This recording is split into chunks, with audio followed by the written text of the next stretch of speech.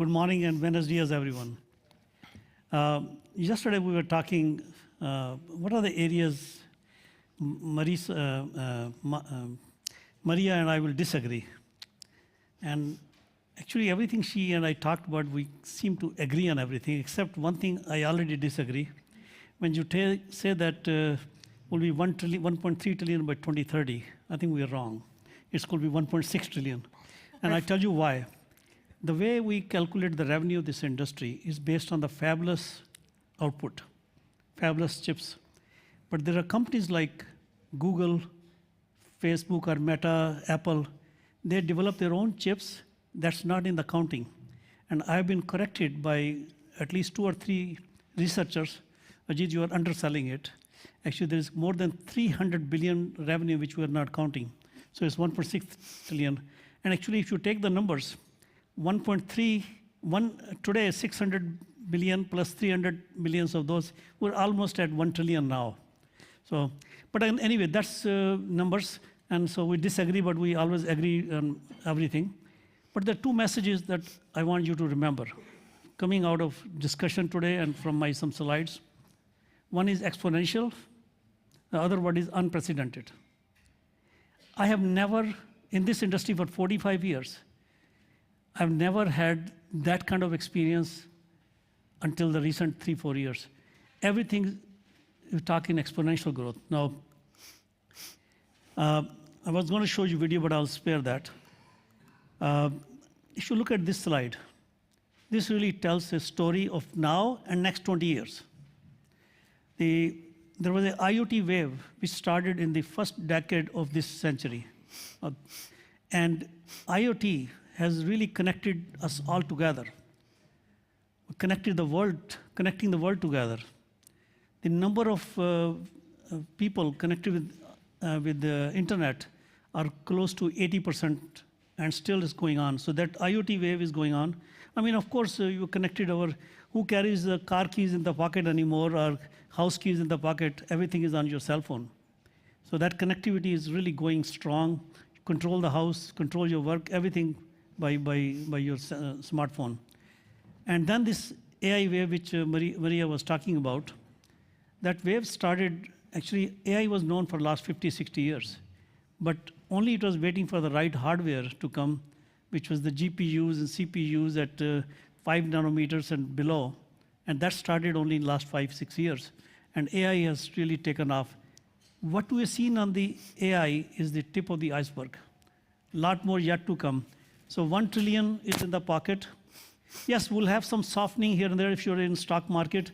Don't just start buying right away, but because there will be some economic downturns because of the unprecedented geopolitical topics. So after AI wave picks up, then the quantum wave is right around the block. So probably the next decade is the decade of quantum.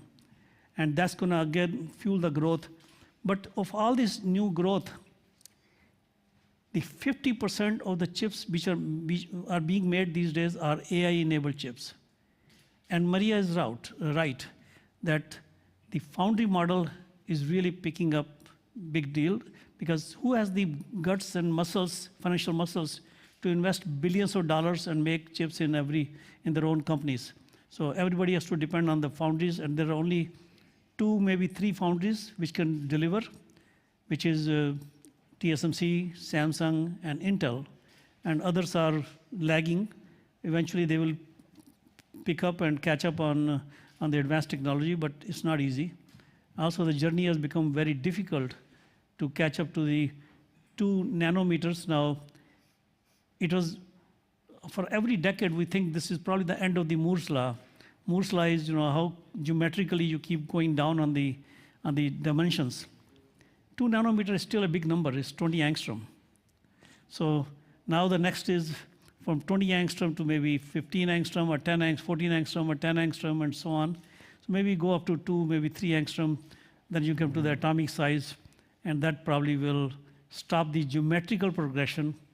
But there are other ways to keep driving this Moore's law. I think Moore's law is going to a new phase called Moore's law 2.0. And whereas IMEC will, one of my colleagues from IMEC is here, they're calling it CMOS 2.0. So we have no shortage of creativity in our industry. The brain power is very strong among my colleagues, and they will figure out how to continue this journey. But this exponential growth is really the key. That's why the Maria's slide, which I showed to trustees yesterday, about how the prosperity, this industry is creating massive prosperity. And we used to be number 11, early part of the decade. Now we are number 3. And I will be not surprised by end of this decade, we are number 2, maybe number 1. So it's happening. So I think it's going to be tough to find us disagreeing on things. We're going to agree somehow. But I think there will be a lot of brain power here. They will get provoked, and they will ask different questions. But again, this is another detail. I will skip this slide. But what we show here is that the AI-enabled chips growth is growing very rapidly. And again, a lot of new fabs are coming. Now, why I'm showing this slide here also, if you really look at the number of new fabs coming because of the exponential growth, there are 150 fabs will be on board between now and 2030. But the share of Europe is only 9 fabs. And that bothers me because I'm half European. I lived in Madrid for 3 years, and I lived in Netherlands for 14 years. But not only because of emotional, selfish reason of being half European, I think the growth is so much, I cannot afford to see the growth happening in the same hubs. We want to grow other regions. Now, the slide that Juan showed in the morning, SK Hynix versus Samsung, and I'm going to say something, and don't take it personal. I think this is similar to Europe versus US, China, Taiwan, and South Korea, and maybe Japan in 90s or 80s versus now. I think we in Europe were sleeping on the job. We were at one time 3 big powerhouses in Europe, ST, Infineon, and Philips Semiconductor, which is NXP. And we were really at par with many other big companies in the world, especially Japan and US and South Korea and Taiwan were not as big at that time. But they have done very well as time has come for us to wake up in Europe.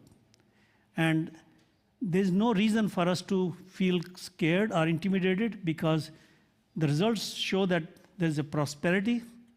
But the other message I gave yesterday, and I'm going to be probably bringing that message many times today. After COVID, we learned the importance of this industry. No, actually, we were taken for granted until COVID. When the life became paralyzed, everything was on grinding halt. People realized that semiconductors are so important for the humanity that every industry gets intersected with semiconductor. So, but now, for humanitarian reasons and the economic prosperity, this has become a national strategy for many, many countries. So many countries are coming up with the CHIPS Act.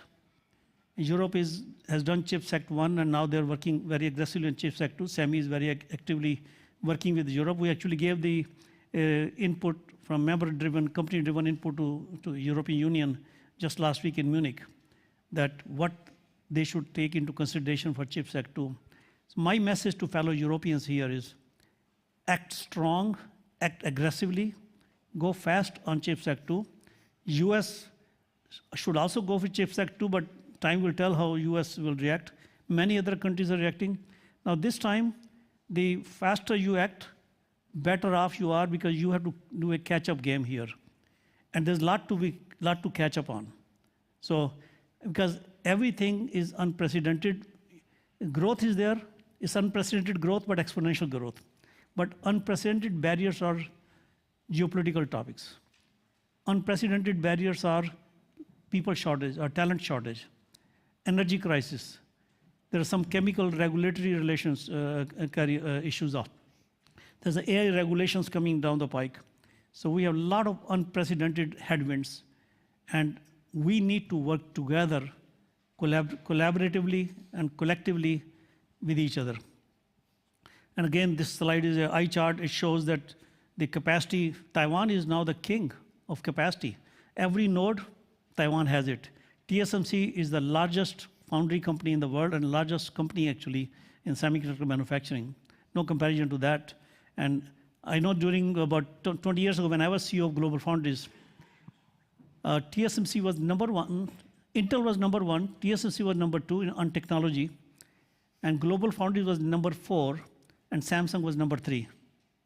Within 2-3 years, Intel and TSMC became at par, Global Foundries became number two, and Samsung became number three. Today, TSMC is number one, Samsung number two, Intel is number three, and Global Foundries is probably number four because they stopped investing in the advanced technologies.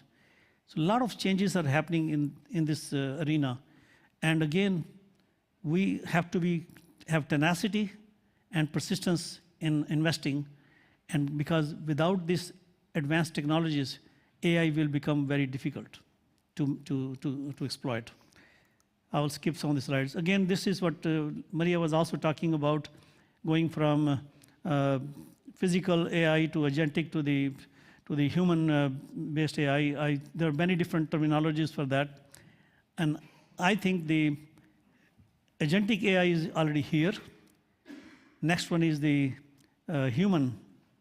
And I'm a big believer of this, that humanoids are going to happen as soon as in 5 years, but no later than 10 years, because there are, again, a lot of benefits to the humanity with humanoids, especially for the elderly people who need always caretakers with them. And probably humanoids will be the best companions, because these days the young children, people, they don't want to deal with the old people and put up with nonsense and so on. Unfortunately, that's the reality of life and a lot of assisted living centers in the US, because kids can pay the money, but they don't want to really put up with the burden of taking care of the elderly people. I know many examples of that, but that's becoming reality. But watching some videos of recent videos of how humanoids can really do that job much better without any confrontation with anyone, and that's coming. And actually, Jensen talked about billions of robots in next 10 years, and it's coming. Okay, all right, I think I'm gonna skip. There's a lot of data here. I'll be happy to share which market sectors are gonna grow. And again, the computing is really driving a lot of growth right now, and AI. And again, the last point is about quantum. Today, AI is accelerating the quantum, and quantum is accelerating the AI because they depend on each other. There's a lot of correlation and codependency. And I think I was talking with the robots, 13 million robots among us by 2035. This is probably, I think Jensen said that. I know Jensen extremely well, but he's probably also underselling it here. And I think it's going to be even better than that. Again, unprecedented uncertainties. Because of the unprecedented uncertainties, it is even more important for us to work together, because these are so difficult situations.